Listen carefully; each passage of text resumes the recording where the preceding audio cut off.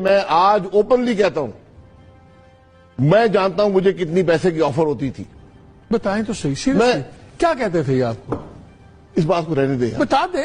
We are talking to the people, let the people. آپ کوئی number سوچیں، آپ نمبر سوچیں کہ اگر آپ فرنس آئل سے میں ایل این جی نہ کروں، فرنس آئل آنے دوں.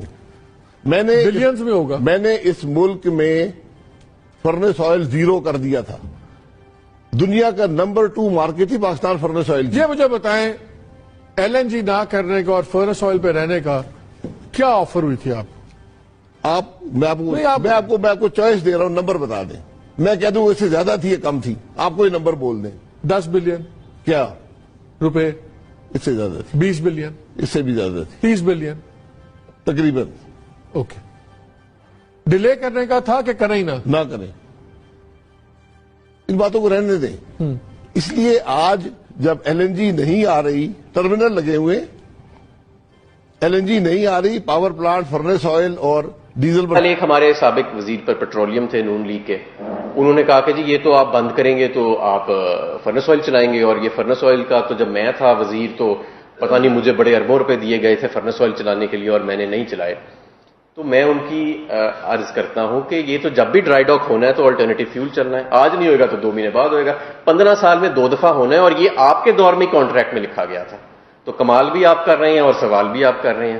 اور ظاہر ہے کہ کوئی ایف ایس آر یو ایسا دنیا میں نہیں ہے جو 15 سال 24 گھنٹے چلتا ہے اور اس کو ڈرائی ڈاک نہیں کرنا پڑتا. اب میں آتا ہوں فرنس آئل کے ان کے سوال کے اوپر. 2016-17 میں 30% فرنس آئل چل رہا تھا اور یہ ایل این جی کے پلانٹ یہ صاحب کمیشن کر چکے تھے. 30% پاکستان کی system power generation furnace oil سے تھی. کو 35-40 لاکھ ٹن. 2017-18 میں مسلم لیگ نون کا آخری سال 19.22% فرنس آئل چلا. 2018-19 ہمارا پہلا سال 7.59%. 2019-20 ہمارا دوسرا سال 3.53%.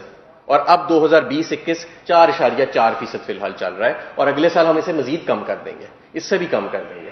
تو آپ کے دور میں جس میں آپ کہہ رہے ہیں کہ جی مجھے تو پیسے آفر ہوئے تھے یہ فرنس آئل چلانے کے لیے، اس کا تو آج 10واں حصہ بھی نہیں چل رہا فرنس آئل کا.